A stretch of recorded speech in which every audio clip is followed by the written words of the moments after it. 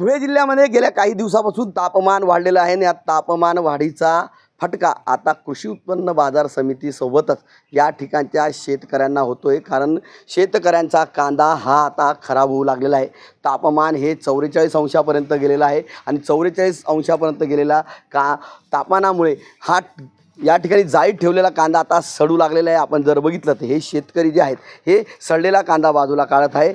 कांद्याला चांगला भाव मिळेल या आशेने या भागातल्या शेतकऱ्यांनी कांदा लावला, मात्र कांद्याला भाव नाही। त्यामुळे शेतकऱ्यांनी अशा पद्धतीने हे कांदे या जाळीमध्ये ठेवलेले आहेत। चाळीमध्ये ठेवलेले कांदे वाचवण्यासाठी हे शेतकरी प्रयत्न करत आहेत, मात्र वाढलेलं तापमान आणि होणारं गरम त्याच्यामुळे आता कांदा सडू लागलेला आहे। आपल्या समवेत या ठिकाणी शेतकरी आहे, त्यांच्याशी आपण बातचीत करणार आहोत। काय सांगाल, काय परिस्थिती आहे?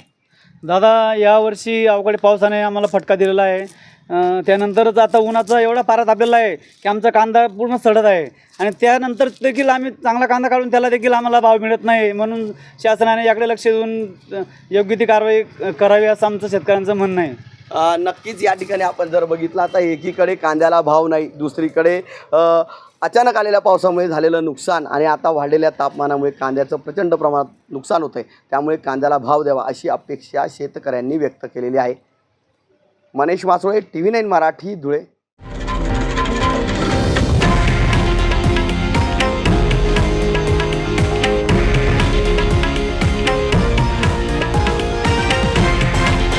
हे आहे देशातील नंबर 1 न्यूज नेटवर्क आणि आपण पाहत आहात TV9 मराठी, एकमेव।